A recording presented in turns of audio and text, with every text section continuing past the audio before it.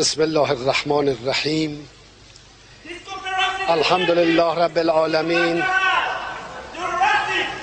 الحمد لله رب العالمین و الصلاة و السلام علی سیدنا و نبینا محمد و آله الطاهرین و صحبه المنتجبین.